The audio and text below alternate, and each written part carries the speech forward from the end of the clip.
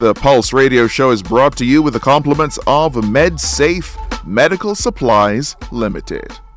For all your medical supply needs, visit MedSafe Medical Supplies Limited. We offer a wide range of products including wheelchairs, walkers, canes, crutches, blood pressure machines, stethoscopes, and so much more. Conveniently located on Gemmett's Lane, just a 2-minute walk from the Queen Elizabeth Hospital. And for your convenience, we deliver free to the QEH. Open Monday to Saturday, 8:30 a.m. to 5:30 p.m. Call us at 624-7542. MedSafe Medical Supplies Limited, your trusted source for medical essentials.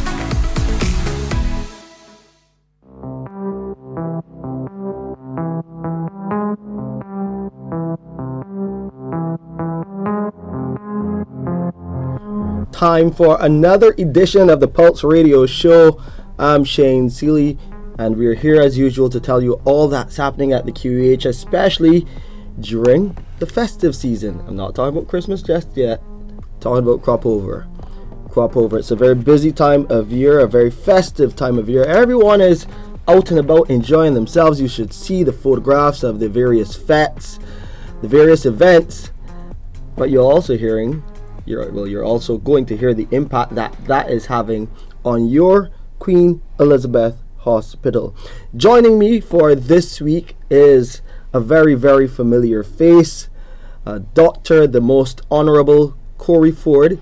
He's the Director of Clinical and Diagnostic Services at the Queen Elizabeth Hospital, but more famous for his role during the COVID-19 pandemic, where he helped to steer Barbados through what was a worldwide crisis, and we came out on the other side of this pandemic better, stronger, and more resilient, more able as a country to respond to the COVID-19 virus generally, because it still exists in our community, and we're seeing a number of cases popping up. Recently we've been hearing some spikes, and you've been seeing those news reports about a spike in cases at geriatric, spike in cases at another healthcare facility, psychiatric hospital. We at the QEH, we've been able to, even though we've seen more cases coming through our doors, we've been able to isolate them and really stop in-facility transmission, and that's all due to Dr. Forde and his team. One of the teams that he's in charge of is infection prevention and control. I've said enough. I'll let Dr. Forde say a bit about his directorate and those many departments that he's responsible for. Dr. Forde, good morning. Welcome to the Pulse Radio Show. Good to have you here with us. I'm glad, certainly, to be here to talk and share to the average Barbadian who's listening today. I've been on radio or television for a while. Like I always say, I'll be here when I need to. When I don't need to, I'll be busy doing work on the ground, and that's where I am. So I guess most of the general public has certainly heard about the issues that are on the ground with regards to COVID-19. It's a word that most people don't like to talk about too much anymore. And I think for us at QEH, we have just as all the other medical facilities, and we've been responsible for help in training people both at psychiatric and the geriatric hospital. And in terms of their surveillance program, so we have a very tight surveillance program at the hospital. What I want to start off by saying, which I think is really, really important, is that by the end of this radio show, somebody might call me and say, "Hey, Corey, we have a case on the ward." And that can happen. We have 2 cases on the ward. So things change from minute to minute. And I think the public really needs to understand that. So while we may not have had a massive outbreak, we have 1 case on the ward, and we've been able to move that individual out. We had no other cases reported on that ward. But of course, what is in the community will find its way into the hospital. And I think Indeed. the average citizen needs to understand that. So I said before about a surveillance system. So I really don't want to talk about that with regards to COVID, but there's a real full-fledged surveillance system, which doesn't only look at COVID, it looks at diarrheal illnesses. And when they come into the hospital, and that's linked directly to our main surveillance system at the Ministry of Health. So respiratory illness, normally COVID, it could be respiratory syncytial virus, it's normal common flu. So people come to hospital certainly to our emergency department for many of these reasons. What I would say is over from since the end of June to July, we've seen a real heavy influx of persons into the emergency department with severe respiratory conditions for most part. And what that means from our perspective is that we need to continue to do our surveillance, understand that what happens in the community will find its way to the hospital. And when I say severe, it means severe in the context of requiring admission, not on a ventilator, or not even, for most cases, on non-invasive ventilation, which means you don't have a tube down, but you have a mask on the face, which is pushing oxygen into your system. So what I would say is that over the last about 6 months or so, something we continue to monitor. It's only probably the end of June to July that we saw a total of 13, not 30, 1-3. Let's clarify that. Admissions to our infectious disease center. And this is something certainly we've been monitoring. And yes, we've had of those admissions, the majority of persons certainly have made it back home with their families. But we've had a total of 3 deaths plus 1, I think, on Friday. So this is something that we're continuing to monitor. What I would tell the public, and really why I'm here, I always say I only come when I need to. Yes. And what I would tell the public, the important information where that is concerned, is that these are many elderly people. You know how my heart feels about that average elderly person listening to me today at home. And it's okay for people to go out, party, enjoy themselves, etc.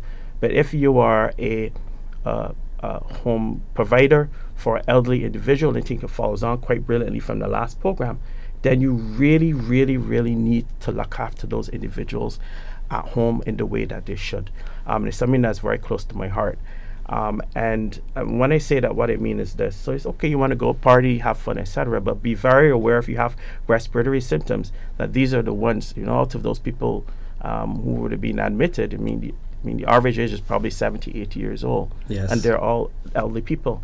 And the same stead, you need to be cautious at home, wear a mask, use hand hygiene around them if you know you have respiratory symptoms, or if you came in contact with somebody who may have COVID or any other respiratory disease. I mean, where we are now globally is really social responsibility.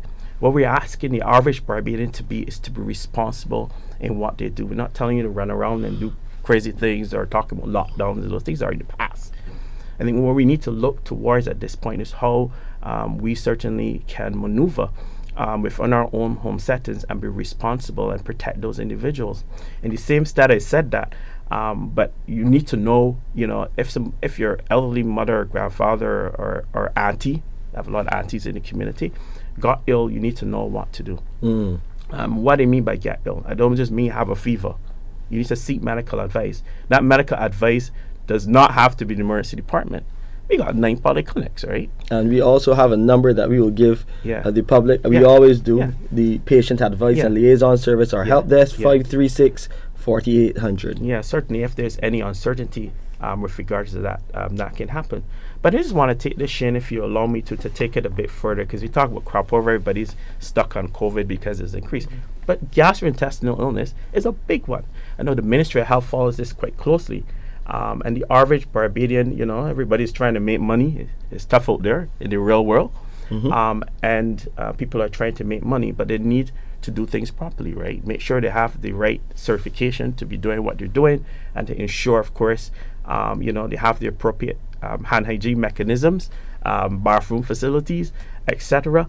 And then cooking food and making sure it's fine. You know that the Environmental Service Division, the Ministry of Health, is certainly very good at that, and they're usually up and on the ground during the period. So I just want to alert people certainly to that as well, that diarrheal illnesses also can be spread by these 10 fingers that we have here, for those of us who have 10, and to ensure that there's not spread of disease into the community.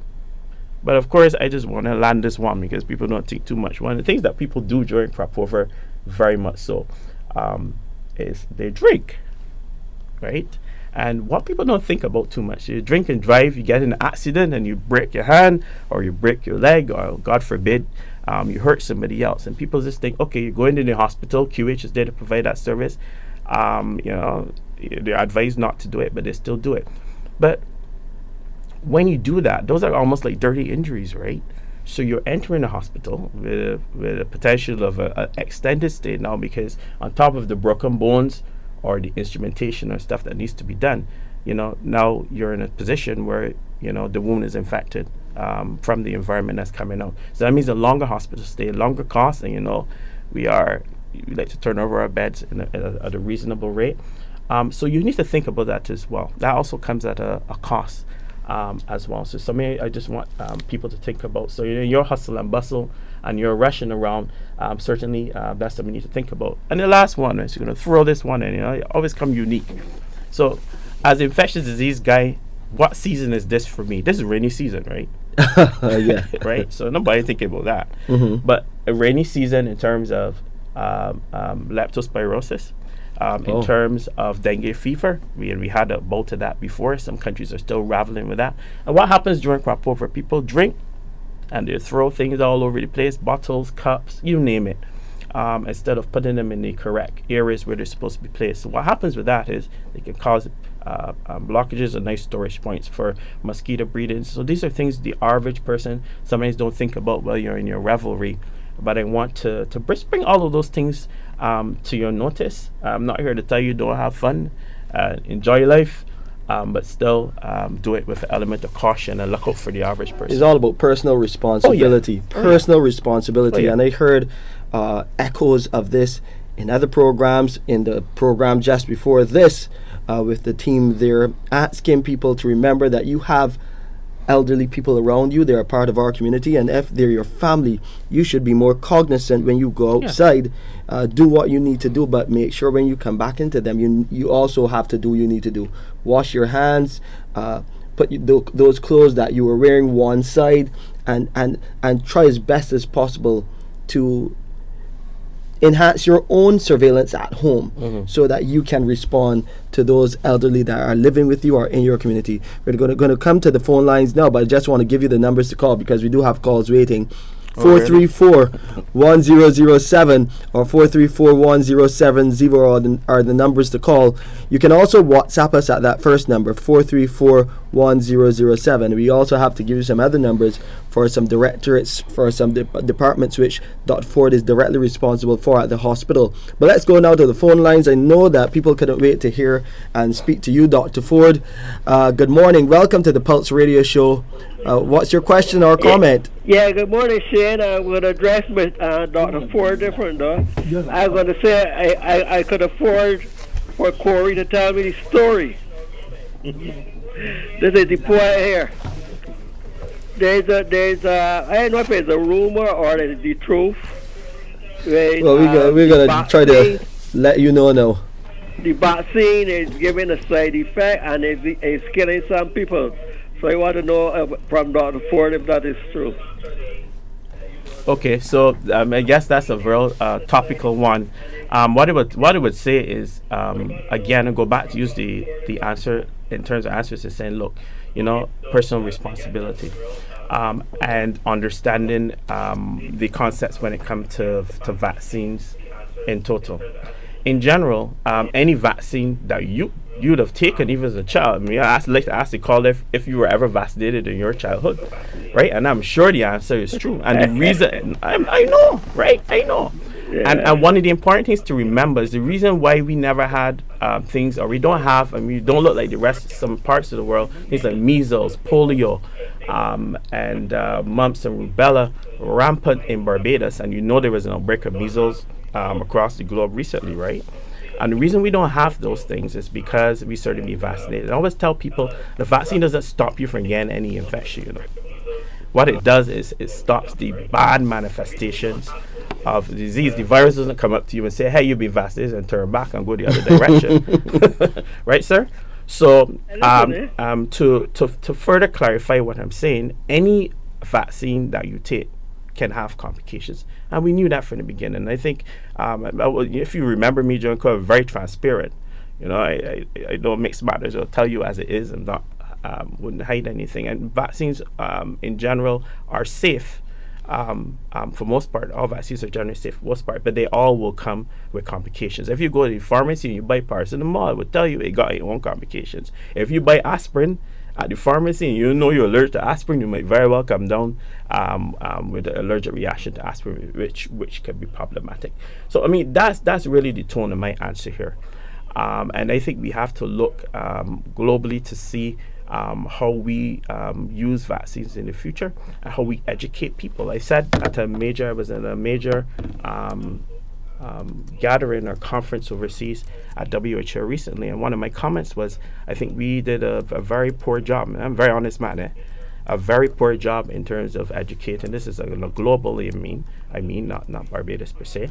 We did a very poor job, at educating people around the period, because everybody was so anxious that a lot of the information may have been lost in translation. I think certainly we can do better. What I want you to do, I don't know how old you are from hearing your voice, but I might estimate for sure you're over 50, right? So I would tell you during this period, so you be cautious out there. Use the precautions that I would have mentioned before, and certainly all will be well. But I would say I had COVID yet. I don't pray to get it either. You're lucky. Dr. Forde, I would ask you like that. You said that you should turn over 50, but I still look as young as you. I thought you would answer that. You have to set a WhatsApp. You have to set a WhatsApp to prove that. All right, Dr. Forde, you keep the good work up. I'm sure you do likewise. Yes, thank you, sir. Thank you very so much. Yeah, I mean, that is something that we've been hearing. I know Dr. Linda Williams of the Barbados Association of Medical Practitioners. She was at the forefront trying to debunk some of the myths around the vaccine. The Ministry of Health has done its job in that regard. People will believe what they want to believe because there is social media now, and a lot of those social media reports would even bring evidence to say that the vaccine would have side effects. I mean, and it's something I really like to be honest with you, to get a lot into. What I would say, further on this issue is that, I think we need to listen to people, and we need to respect people's opinion. It's not always going to be the same as ours, and sometimes it's scientifically not in tune with what we have in front of us, but I think it's important to listen to everybody's opinion. I mean, that's how we learn, and I think that's how we as a country certainly would have gone across COVID, and that's how we as a hospital at this particular point, certainly with new leadership at the top, this where we hospital are going to be doing, listening to people and trying to get things right. I mean, one of the things I would always say, and I've said constantly, when you're criticized for something, the wrong response is to be defensive. You really need to sit back, look at what you're doing, see what people are saying, and try to make the appropriate improvements where necessary. If there's no need to improve from where you are, then you say that. But I think as we go along the way, there's something we need to look at. And I just wanted to drop one thing in here, which I think is important. That's simply this. I said before, look after the elderly, etc. at home. But that does not mean just dropping them off at the hospital. Oh dear. and we have some context to bring to that too. So I'll let you finish that point first before we go in that direction. Yeah. So that's something I'm very worried about. I think we as a society need to go back and look, I'm sharing straight into the camera at this one, because I think we as a society need to go back to where we were certainly many years ago. I remember many years ago when you have the older people in the house, my grandmother, grandfather. My grandmother died in recent times. It was very hard on me, as you would have known. When you go back and look, we had a real tight home community where people looked after each other. The grandparents look after the grandchildren. Now they know the grandparents are a little bit younger nowadays, and things were much better. We have to go back to the times, certainly as a country, where we recognize the importance of the elderly within the population and what they have to give and what they have given in the past. We're talking about crop over today, but what I'm going to tell you, why are we celebrating crop over? If I ask the average young person why we celebrating crop over, they might tell me to jump up and behave bad and fall down on the ground and drink. It is because of all the hard work of all of these elderly people that some of us are just dropping off at QEH, in some part. It's the hard work of these people over the years that have built this country from to where it is today. And I think it's important for us, certainly now living in this age, to continue that development. And part of that development is respecting our elderly people, looking after them in their households. And some of you might have struggles and trials in doing that, right? But there are mechanisms and avenues out there for that. And I think you need to do that. Take care of them from a health perspective, take care of them from the mental perspective and emotional perspective, while acknowledging as people get older, they get dementia and they get these sort of things that are challenging. But that does not mean a drop off at QEH or just leave them behind. And I think that's important. We need to get back to that stage. And the Minister of Health did mention that in a recent newspaper article, front page, speaking about that phenomenon, elderly fakir, and then the more recent one, young fakir. And even in the situation as far as the accident and emergency department is concerned, today we have 4 elderly fakir in the accident and emergency department. They will be taking up bed and resources when their loved ones should, of course, be contacted, and we would try to reach out. Our social services would try to help if need be, but try to reach out to come to ask those relatives to come and collect those elderly individuals so that they can come back into that space where they're more comfortable. We've been able to stabilize them, take care of them, and get them to a point where they can be discharged. But we are seeing that increasing situation in society where people are not coming back for their elderly relatives, staying in their homes in some cases. And we're hearing about the trends. And speaking about COVID, we had one COVID case come to the department that was isolated, and that person is being treated. And we have done, you and your team, and I want to get to you and your teams, because as I said when we started this program, you as a director are responsible for a number of departments. So you've been able to isolate the team and been able to keep COVID from spreading throughout the hospital. As you said, we're human. Everything is a work in progress, but we've learned from the COVID-19 pandemic as a hospital, and we're responding in a better manner.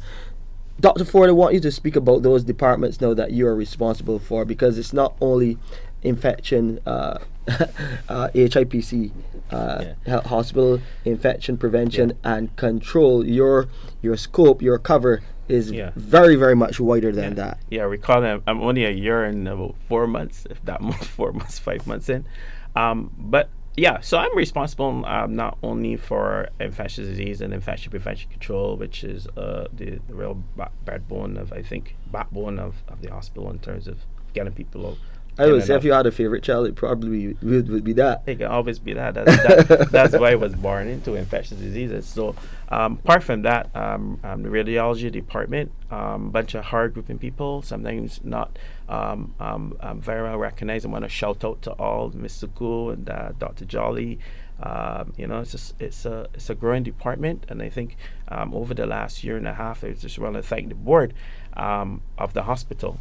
I'm saying here, and I don't mix matters. I really want to thank them, because I think they have really encompassed some of the new initiatives. And with the new CEO coming in, some of the new initiatives that we're trying to do to try to obviously reduce wait times for some of this imaging, also to try to improve on the reporting strategy. We're actually working on a strategy to further reduce those waiting times for reporting, etc. And of course, pharmacy. We know the new initiatives, the home delivery system, and tell people they shout out the home delivery system, service individuals for the hard work they do, and the general pharmacy. I think I would say that on Friday, I actually would have,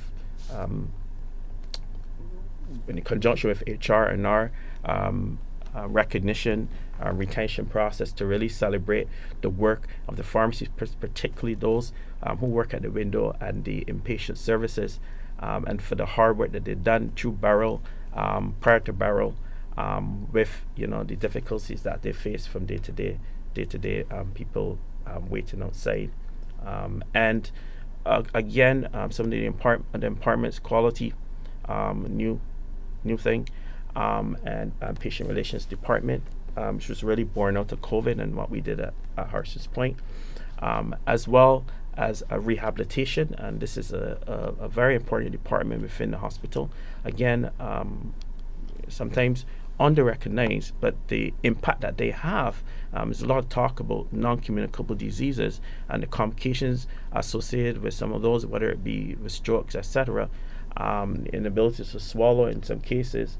Those are managed certainly by that department, predominantly in outpatient setting, but also in an inpatient setting. You're on a ventilator. How do we decrease your risk from getting ventilator-associated pneumonia in hospitals, which happens everywhere, right? How do you decrease that? These are the people who are working behind the scenes to try to improve things so that you can get in and out back to your families safely. And I always say, I look across the spread of departments that I'm responsible for. They are responsible for key areas. We're not always going to get things right. I don't think there's any hospital on the globe that gets everything perfect. But what we always do is we have our regular meetings, we double check, we double back in relation to the clinical risk department, which I'm also currently responsible for, and figure how we can improve things. I think one of the things that we can do better as an institution, and one of the things that I always prime the guys and our team, and that's what I call it, we work as a team together, that I always prime them for is better communication with patients. Sometimes a little bit of love, some empathy. Empathy goes a long way to getting the patient better. And the mental part, when you're in a hospital and there's nobody there, and there are people walking up and down with needles and syringes, and you hear somebody screaming, an elderly person, probably unwell, they have a little dementia, screaming, you're scared. And I think empathy goes a long way towards getting people better. And I think if we just use that principle, as with everything else in life, then we might obviously have better outcomes in terms of complaints, etc. Yeah, quoting the words of the new CEO, or Neil Clark, every patient matters, every staff member counts. But as far as the empathy is concerned, that is something that for us too is a work in progress. We as humans, we are not perfect. Our nurses, our doctors, our medical teams, our ancillary services, we're definitely not perfect. We are just like any other human out there here in Barbados and across the earth. But we need to make the extra effort as the QEH to show a bit more empathy for those who come through our doors. As we said, it is a work in progress, but under the new leadership and with the new strategies that we're putting in place, we're really hoping to get it right. You heard Dr. Forde mention the medication delivery service, which he's also responsible for. It's one of our shining lights. 84 packages were ready for delivery this morning, and we've seen that steadily grow and grow. And I try to encourage people, even the young people, to help the elderly ones. Like, this is, I know some of the elderly love to come down there. They sit down in the pharmacy department when it's populated. From St. Lucie that I didn't see for months. They plan meetups too, Yeah. They plan meetups and they come to the pharmacy. Yeah. But, the hospital is someplace that we want you to come when you're not well.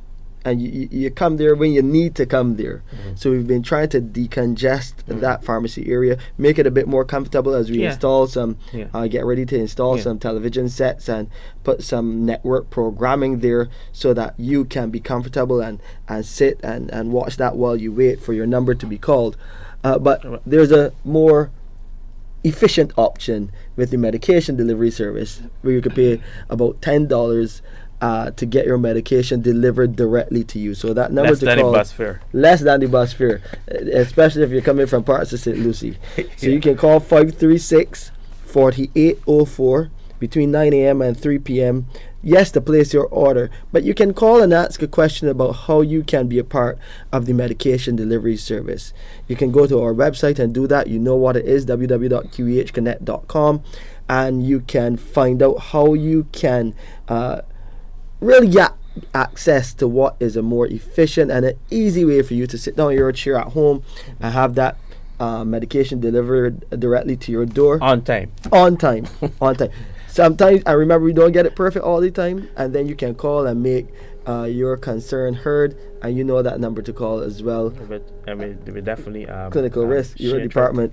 Try yeah, my department tries to fix that. What I would say is this: look, Before you say that, we got to take a quick commercial break. Let's go to the commercial and thank MedSafe Medical Supplies and of course FitStop for supporting the QEH and this program, the Pulse Radio Show. For all your medical supply needs, visit MedSafe Medical Supplies Limited. We offer a wide range of products including wheelchairs, walkers, canes, crutches, blood pressure machines, stethoscopes, and so much more. Conveniently located on Gemmett's Lane, just a 2-minute walk from the Queen Elizabeth Hospital. And for your convenience, we deliver free to the QEH. Open Monday to Saturday, 8:30 a.m. to 5:30 p.m. Call us at 624-7542. MedSafe Medical Supplies Limited, your trusted source for medical essentials.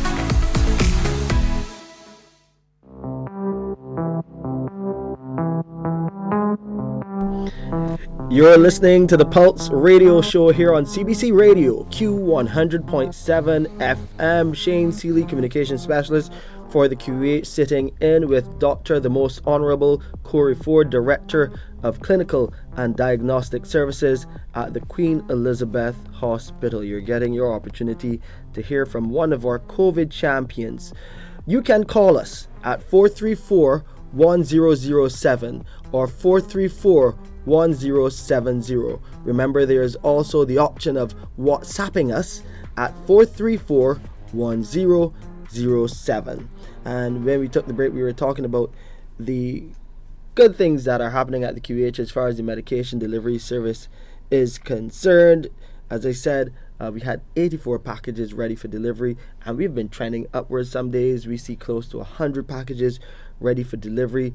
Some days we also get calls where someone may say, I didn't receive my package yet, what's happening? And then we can give you a status update.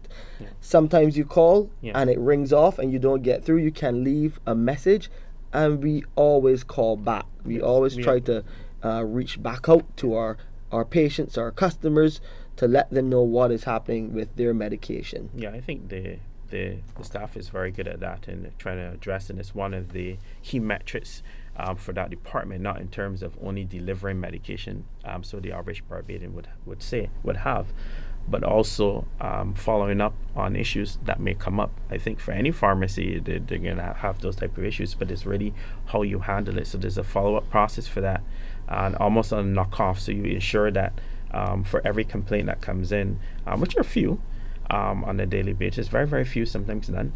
But those particular issues are certainly addressed within the healthcare system and the healthcare forum. What I would say is, again, during Hurricane Beryl, which we scraped us, if we can use that. I don't think the fishing sector, fishery sector would agree. Yeah, well, you're probably right in that. Scraped us. I think one of the things we saw at QEH, and this is one of the elements I think is important, and as a country is something that I recognize. When we are under pressure or under threat, the average citizen comes together to make it happen. This is something I've recognized from a youngster coming up. Right? Anytime we have a major difficulty, even the neighbors who probably don't even speak to each other come together to make it happen for a country. And I think this is an example how QEH really would have gone past. I know that was on the previous program, but to say that the pharmacy group, they were short, and they came out and made it happen for several Barbadians by giving the extended hours. But also providing an extended home delivery service. So kudos to the supervisor there and the head of pharmacy. Yeah, and the head of pharmacy, Ms. Deborah Allen. Definitely. Really stepped up. And the window team who stayed extra hours close to the hurricane to try to make sure that people got their medications on time to make sure everybody certainly is safe. Another department you are charged with is, as you mentioned, the Clinical Risk Management Unit. I always, from the time this program started, have been shouting and we're really trying to get that message across to people, because we see those complaints coming on social media. We see people writing under stories with the QEH, listing complaints, and I always say to them, we have this outlet that you can use, and we heard in the last program as well, someone called in about flow, and I'm having my own challenges with network providers as well. But the only way that I can get my problem resolved is if I call the network provider, explain my problem, and say, well, look, this is happening, what's going on? And then if I'm not satisfied, then I can go to the other network provider. You hop from one side of the pond across to the next if you're not happy. With the Queen Elizabeth Hospital, we have the Clinical Risk Management Unit, which is charged to investigate your complaints, your concerns, and even highlight the kudos that we get when we do a good job according to the patient in question. But we tell people, call, and we give them several options, program after program. Talk about the work that the Clinical Risk Management Unit has been doing to really get it right by our patients. Yeah, I think one of the things as a healthcare provider on the ground, which is a difficult one, is that sometimes people have challenges. Most of the challenges that people have are actually are communication related issues. Yeah, to be fair. And I think we need to improve that within our setting. The clinical risk department on the ground looks after all of that. What I would say, and maybe I'm speaking out of tune here a little bit, but I would say this, is that I know that we're going to do a little bit of a potential restructure to improve that process, and looking at the clinical risk aspect, but having those patient related officers who try to deal on the ground with the empathetic part and actually hearing and listening and spending time. And I think if we're going to continue to improve our clinical risk department, the response times to complaints obviously is going to become important. I know the guys have been looking at certainly as a key performance indicator within the institution to see how we can improve that. And I think with the introduction under the guidance of the new Chief Executive Officer of the balanced scorecard system, there are many things in the hospital we will need to continue to follow on a daily basis, a monthly basis, to see how we can improve things. So people can make their complaints directly, as you said, by email, by calls. And let me tell you something. I'm a very straightforward fella, right? If you think that your situation has not been addressed, again, move it along through the process. So it may even get to my ears, and I would give you a direct call. I have called people directly for challenges. I know the CEO has himself, and I know the COO have called people themselves who felt a bit disgruntled. So there are means and ways of getting your complaints across. What I'm going to say, going into that moment again, one of those moments that I go into, and it's simply this: look, honestly, QEH is a hospital that provides care for all Barbadians. It doesn't matter what color you are. It doesn't matter what shape you are. It doesn't matter how big you are, how small you are. If you're a male, female, you don't know, right? Right? It doesn't matter, right? We provide care for the entire Barbados, and in doing that, we need to make sure that we do it to the best of our abilities. We're not going to always get it right. Well, when we get it wrong, we need to look at whatever we were challenged with and get it right. But I really said that to say this, that QEH is really for all of us. And I think that we need to understand that. This is where every Barbadian, most Barbadians go to when they are extremely ill for care. So we as care providers need to be empathetic and to understand that people are the weakest point sometimes of their life. And we are put here by God to say to make sure that they're safe and get back home to their families. And sometimes that doesn't happen. But even if it doesn't because the situation may be overwhelming, then we still need to be empathetic towards that as well, and understand that people may have concerns with regards to sometimes care processes. But I'm also going to say this, and and this one is a bit different. It is our healthcare facility. I mean, QEH for many years was seen as the beam in the Caribbean.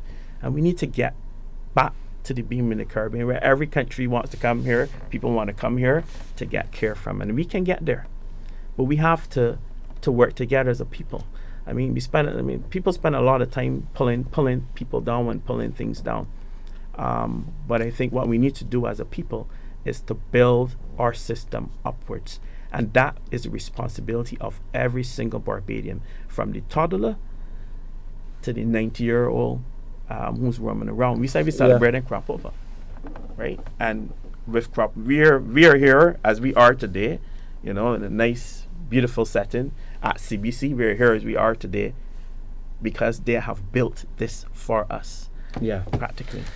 We have a question coming in from WhatsApp, and remember, you can continue to send in those WhatsApps at 434-1007, or you can use that to call as well, or 434-1070. The listener says, I joined late. My question is, with the new cases of COVID we have been hearing about in the US and elsewhere, what's happening with us here in Barbados? I know you touched on this earlier. Maybe you can, just for that listener who would have said, they chimed in late, what's happening here on island? I'll answer you. I mean, I'm sorry you joined late. Sorry you weren't here earlier. You missed some very important information, some good stuff that's going on at the QEH. But to answer your question, yes, your president of the United States had COVID-19, right? Mm-hmm. Right. So, given the fact that he had COVID-19, and he's so well protected. Protected. It's circulating around. So I think, listen, going back to what I said again, you hear me say it like 50 times on this call, personal responsibility. If you think you're ill, you got severe respiratory symptoms, you know where to head to a medical assessment area. If you think you have symptoms of being around people, go and get tested. Everybody doesn't have to come to hospital. It's not like the old days where you admit everyone. Mm-hmm. Use your normal home remedies and some of the shelf remedies which are available at pharmacy. Whether you're having cough, or even if in some cases you may even use antihistamines, increase your fluid intake, etc., and try to build yourself back up. But this is generally where we are at. So yes, you'll see across the U.S. and some of the countries that this is happening. And they call it COVID flirt. That is the new strain. And I mean, we stopped in the pharmacy about last week or so and had a long conversation. Yeah. About this. But what's this COVID flirt? That's what this new strain is called? Yeah, COVID flirt? So they say, but I'm just waiting for more information. You know me, I like to get I'm a very technical fella. What I would say is, though, and I cannot believe that I actually forgot to say this, one of the new strategies certainly we're working on at QEH, and certainly over this period, and certainly came in with the World Cup, is that we're trying to have a constant 3-month supply in storage of medications. Should we get into trouble for any reasons, that we have that. And we learned, one of the things you start off the program by saying is, what have we learned? What we've learned is that this is a small global community. And when something happens, boy, that's what saved us last time. Supply chain. But supply chain is a challenge. So thinking ahead, anticipation is important. Barbarians need to understand that, right? So we're not just sitting down waiting. You have to anticipate things happening. It may not happen, and great for all of us. We continue life as normal. But certainly, I don't believe we're ever going to get back to that particular point again. We have our eyes certainly on many other infectious diseases which are out there. H5N1 is a big one that we have our eyes on as infectious disease doctors. Leprosy in the region is another one we have our eyes on. But this is a pattern of life. These are some old world, well, not the H5N1 so much. No, that's brand new. Yeah, but when you hear leprosy, you think about biblical transmission of disease and things that were around thousands of years ago that we thought we were past, and here it comes again. We've heard about those cases in St. Lucia. How do these things pop back up? Truth be told, yes, these things have never gone anywhere. I will tell you that I spent the matter of 8 to 9 weeks in Manaus, Brazil, where leprosy is like maybe the common cold. All right, hold that thought. Let's go to the phone lines. We have another caller. Welcome to the Pulse Radio Show caller. What's your question or comment? Yes, hi, great one. How are you doing, my brother? We're good here. Myself and Doctor, the Most Honorable Corey Forde. Thank you so much. And Dr. Forde, good morning to you, sir. Good morning, sir. How are you? With great part comes good responsibility, and you're responsible for this call. I really want to thank you so much for all of the wonderful yeoman service that you've been doing to Barbados and this community. And what you really said is true, that, we must continue to have social responsibility and learn and be more resilient in terms of what we're able to do as a country for COVID. So thank you so much. I really want to appreciate you, and thank you for my own care as well when you treated me for COVID. Thank you so much. Really got to thank you, man. You're still here, our service to our country first. You dedicated your service to Barbados, and you've allowed me to still be here to ask this question to you now. Well, lovely. I have a couple of questions, Shane. Okay. Couple is two. Couple is two. Yeah, I know, just two. Okay. Thanks.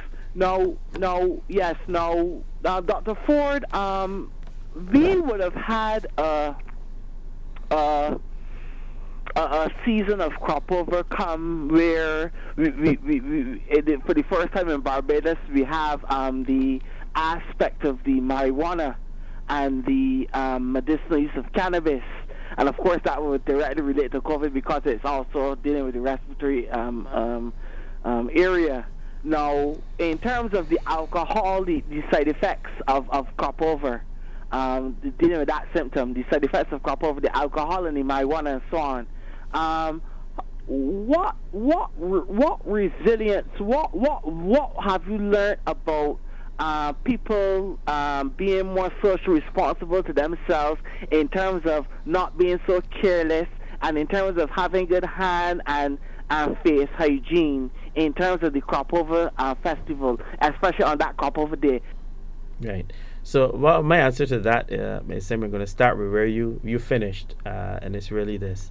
We spoke about personal responsibility. Truth is, right, if you're going to drink, to get drunk, to drive a car, to either hurt yourself or hurt somebody, that's not personal responsibility. And not to you or to the person that you may hurt or may not hurt. It may just be an accident. That comes as a cost to insurance as well, which can carry up your insurance, but you're thinking about, right? So I think all of it is about, and everything you said is about personal responsibility. I will choose not to comment on the medicinal marijuana cannabis story. But what I would tell you is all about personal responsibility, but also being cautious because it also impacts our healthcare system. And just imagine one crop over, right? And you have 100 people driving and 100 people drunk, and they all get in accidents and they all hurt somebody. You know, emergency department can look like, right? So at the end of the day, we never want to see that happen to any Barbadian. What it would say is to love yourself, and if you love yourself, then you will obtain personal responsibility in everything you do. Thanks so much for the question. We have another caller. Let's go back to the phone lines. Good afternoon. Good morning. Still, caller. Good morning, Welcome Dr. to the Forde. Oh, good morning to you. Straight to Dr. Forde. Huh? Straight to Dr. Forde. Go ahead, caller. How are you? How are you? You're better than me today. You feel so? I know so. I think so. I'm a patient here now waiting for another operation. It's 30 years now. I know if this road lead you anywhere, but I was just put the information to you. You could see what you will say or what you can do. It was 2 knees. So they did one, and what they put in there, walking about. But still, the other one still has to be done. Every day go up there. Every month I go up there. Every minute. Oh Lord, how old you are? If you don't mind, how old you are? If you don't mind saying. Right now I'm 73. You're 70, so you're yet young, right? Yes, please. And you still can move about and be fine. So first of all, I'm sorry to hear about what has happened. I know the hospital has been working urgently with the surgical services and the new CEO. The CEO, Dr. Christian Greenwich, is one of the things that she's been pushing in trying to get this whole idea and improvements in terms of knee replacements. And other joint replacements within the institution. Certainly, I wouldn't mind if you leave your number off so I can give you a buzz and see how I can help. But I do sympathize with. I don't want you to give it on air unless you want whole Barbados to call you. Yeah, you can give it to one of the producers that you spoke to. Right. When you finish talk to Dr. Forde here. But I'm sorry that certainly this has happened, and I'm glad you've called in. And I'm sure there may be others who may be faced with this. Yes, because all the information I'm getting is that part ain't coming yet. Part ain't coming yet. Is that good enough? Yeah. Right. And let me give you a number to call as well, caller. That's 536-4800. You know what? Hold on a minute. Quick. All right. It's giving me a number. Yeah. 536 48 00. That's for help. That's the patient advice and liaison service. We've been getting an increasing number of calls coming into that number, and we're thankful that we can help people in that regard.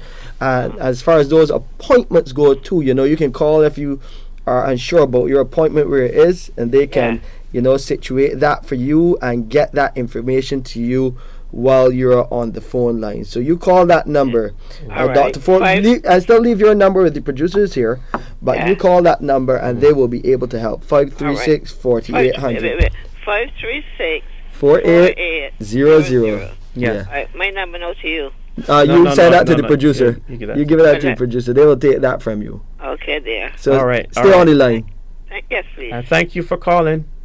Yeah, and again, and that number is for anyone out there who has a question, a concern, a proposal for us at the QEH. 536-4800. You know that the help desk, which you are also responsible for, by the way, as part of the patient advice and liaison service and patient relations, right? It is relatively new. We've been getting calls about so many other things than healthcare. People want to help us with projects. People want to provide us equipment. And it's a real avenue for people to connect with us. Yeah, and I think, Shane, I actually like the fact that you actually said that, because I think I said minutes ago is that QEH belongs to us. And so it belongs to everyone. It belongs to all of us. Remember, as I said before, and I think that's the prized opportunity as during COVID for people to come forward, donate, and to help assist with us in getting some aspects done within the facility. And if you can do that, then the avenues, not response for that area, certainly in philanthropy, but it is one of the areas that you can help the institution, for which will take care of you now, later, or in the far future. And I got to big up CBC here for allowing us to connect with people in this way. They've been really a good tool, a good in between the hospital and the public, helping us.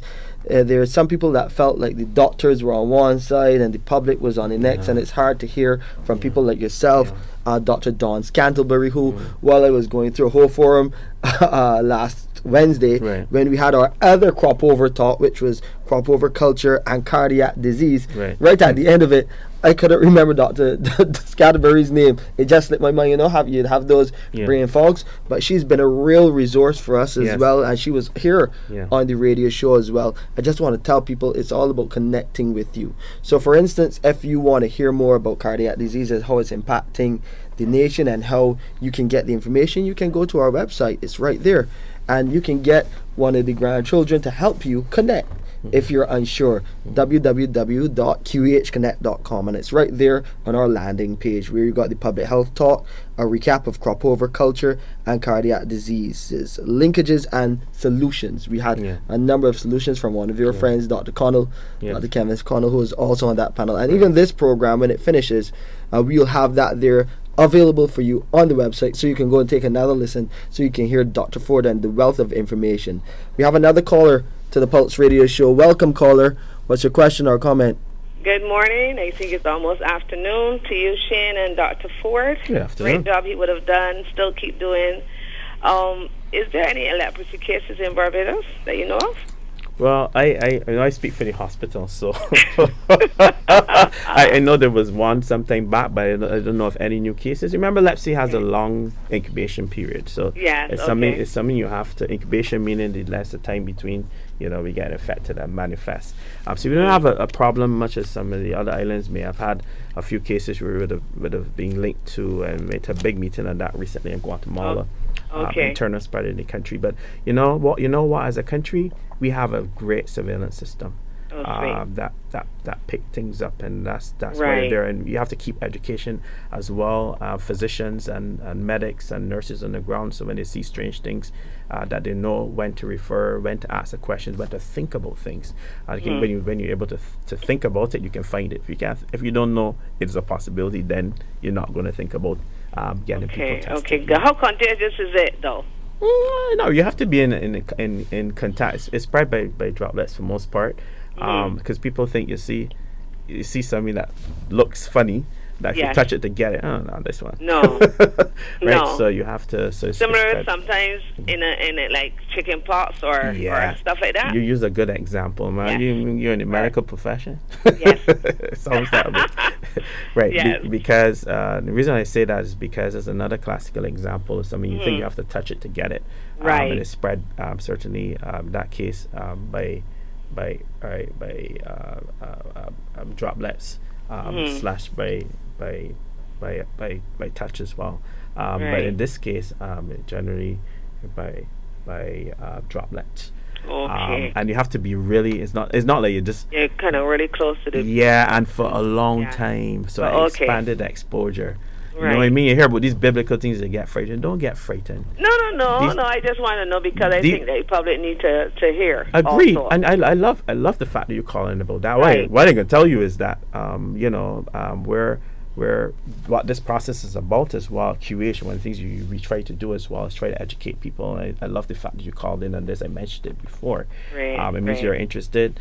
Of course, in always. etc. And although these diseases are unfamiliar to us, if you went to certain parts of India, Yeah. leprosy still exists. So we say, Yeah. that in we think that certain parts of disappeared. the world still, it's like the norm. Yeah, it's like the norm. So it's just for us. It's just a Yeah. resurgence. And I'm a young fella. Yes. But you know that leprosy was about in the Caribbean. Oh yeah. Way back when. Way back when. Before my time, before I That's landed on true. the earth. Yeah. Grandmother days and stuff. That's so true. Exactly. So it's just Right. always keep, these things in mind. Things will change. Diseases will come and go. Right. They're flaring not. And then the caller in the early call who spoke about measles. Sorry, about vaccines and stuff. Vaccine. Right. Yeah. And I just want to say also, vaccines are good. Yeah. I believe in vaccines. But what I can tell you is that half of us won't be here today. Had it for vaccines. Haven't been. And a lot of us will be probably walking with this kind of crippling, hardly Yeah, be well, able to walk, but things stuff like polio and that. stuff. Yes, polio, exactly. I am convinced you're a medic. But I know, trust me. I know my stuff. Yeah. Very good. I Yeah, appreciate the call back. Right, but vaccines are good. Yeah. And I'm there for vaccines all the way. Okay. Thank you, Thank ma'am. you very much for your Thanks for call. calling. Stay You're safe. welcome. Stay safe. And I know that people, call in about the hospital and stuff, but I will say that my experience over the years, because I'm an angioedema survivor for many years wow. since 1986. Oh wow. And but as I said, it shows a different face every time. It don't come the same way every time. But thank God I haven't had flare-ups for a long time. But that's another story for another time. But I thank all the healthcare professionals yes, who have and worked with you over the I've years. had really good Yeah. interactions at the QEH over the years because even sometimes when I even come in there with the emergency, some of the nurses is not even aware of what is happening with me. So even sometimes they learn a lot from my case when I start talking to them and stuff like that. You're never too educated or too old to Never, learn. yeah, because it's like, as I said, if it's not like a routine thing that they see every day, is I'm coming with something that is that they're not too familiar with, Yeah. and stuff like that. I So love then, I love the fact you said that as well, because Yeah. for many of these illnesses, sometimes, I studied in South Africa as well. I mean, a lot of people don't know that. Yeah. But the reason you're able to identify things is because you see them. If you don't see them, you don't know what it is. You're not really sure. The textbooks are not sometimes the same as a patient in front of you. It doesn't go that way. So yes, people certainly can learn, and that's how we all learn. The students, medical students coming through the line to senior health officers, to registrars, to consultants, and specialists in areas, right? That's how we learn, certainly from people like yourself. So you have contributed whether you recognize it or not. Just say, yeah, I gotta get you to come in and there you go. share your experience You've and contributed stuff to like the medical landscape in country. Thanks. Okay, thank you so much for your call, caller. And keep doing a great job. We appreciate that, and we appreciate you for calling, because you have allowed Dr. Forde to share some more of the wealth of information that he has about what's happening. And I really want to go now back to WhatsApp very quickly before we wrap up today's show. Something that the Prime Minister is very passionate about. I've seen her advocate for this all over the world.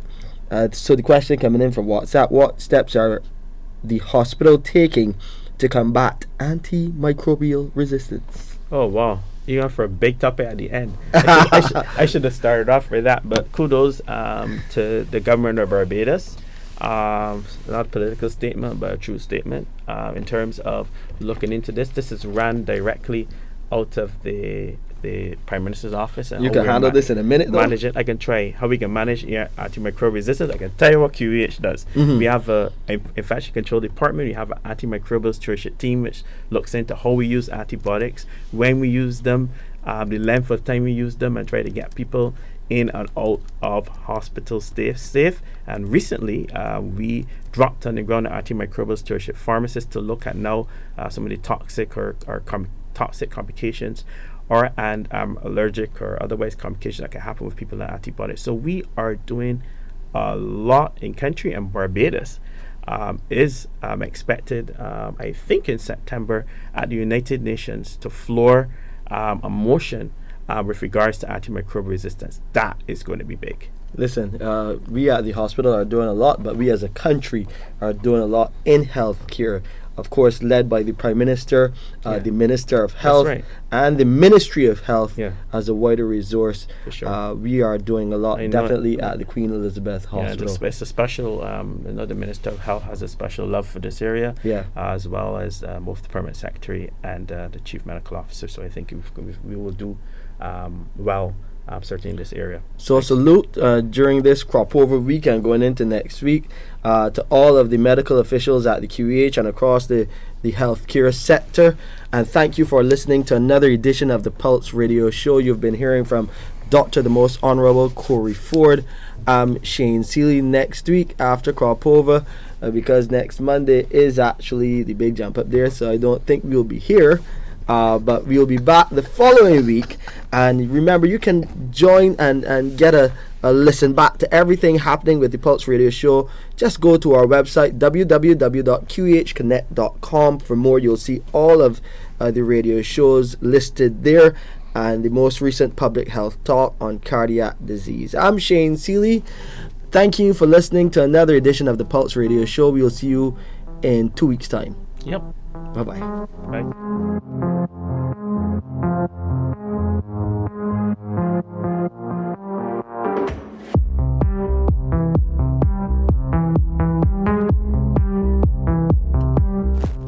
The QEH Pulse Radio Show is brought to you with the compliments of MedSafe Medical Supplies Limited.